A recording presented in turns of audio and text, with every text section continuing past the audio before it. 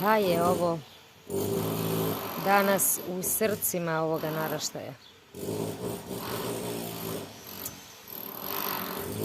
Bezakonje. Bezakonje je u narodu. Bezakonje je